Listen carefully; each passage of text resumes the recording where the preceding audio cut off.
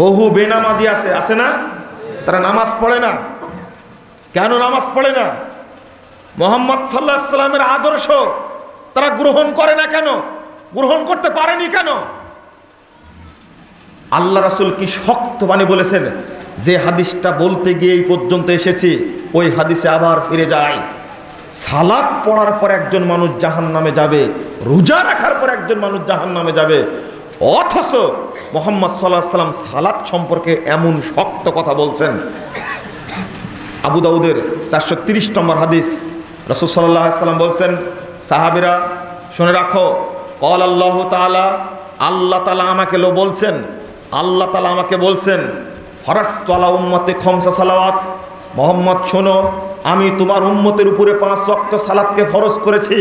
মুহাম্মদ শোনো, আমি তোমার উম্মতের উপরে 5 ওয়াক্ত সালাতকে ফরজ করেছি।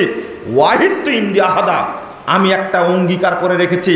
মুহাম্মদ শোনো, আমি আল্লাহ তোমার উম্মতের উপরে 5 ওয়াক্ত সালাতকে ফরজ করেছি।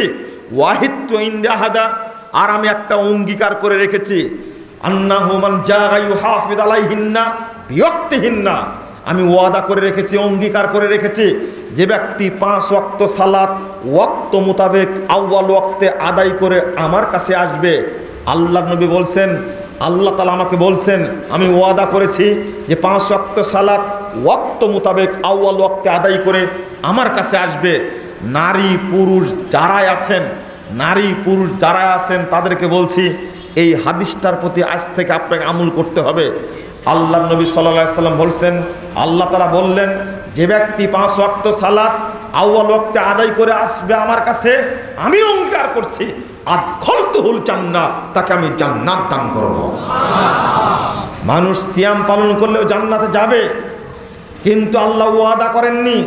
মানুষ হজ করলেও জান্নাতে যাবে, কিন্তু আল্লাহ ওয়াদা করেননি। যাকাত দিলেও মানুষ জান্নাতে যাবে, আল্লাহ ওয়াদা করেননি। তবে ওয়াক্ত মোতাবেক আউয়াল ওয়াক্তে সালাত আদায় করলে আল্লাহ জান্নাত দিবেন, তাকে তিনি ওয়াদা করেছেন। আল্লাহ ওয়াদা ভঙ্গ করবেন না।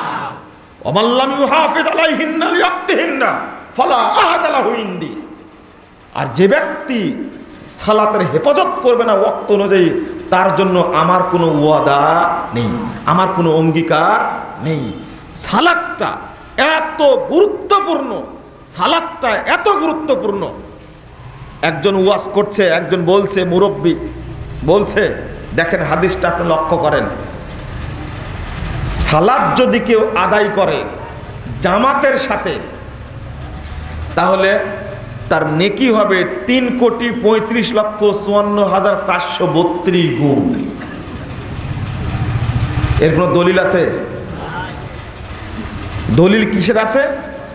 জামাতে সালাত আদায় করলে 25 থেকে 27 গুণ নেকি বেশি হবে, এটা সহিহ হাদিস।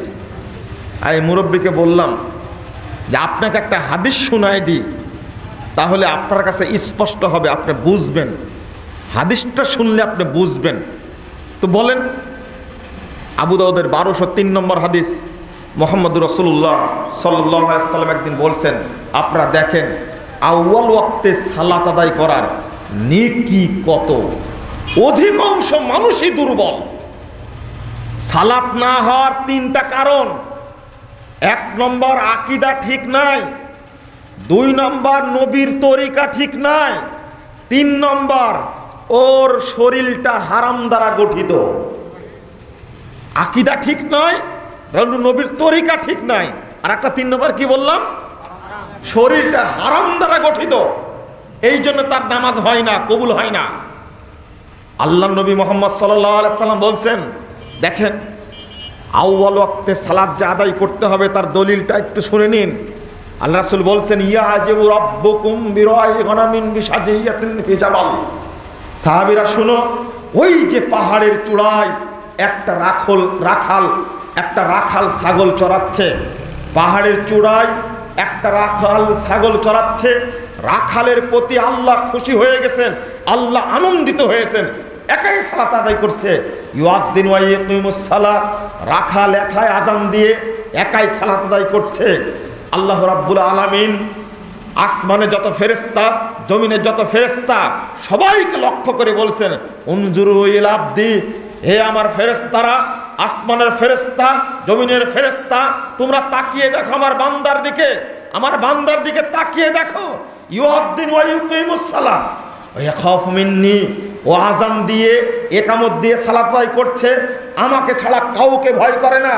এই পাহাড়ের চূড়ায় আর কেউ নাই, এই পাহাড়ের চূড়ায় আর কেউ নাই, একাকী রাখাল হয়ে সালাত আদায় করছে আজান দিয়ে।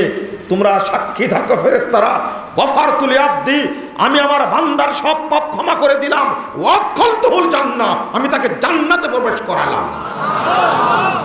রাখাল এ কি জামাতে পড়েছে? আউয়াল ওয়াক্তে আজানের টাইম হয়েছে, একাই আজান দিছে, একাই সালাত আদায় করেছে। আল্লাহ আসমান থেকে বলছেন আমি আমার বান্দার সব পাপ ক্ষমা করে দিলাম, আমি তাকে জান্নাতে প্রবেশ করাই দিলাম। এটা হলো সালাতের বরকত।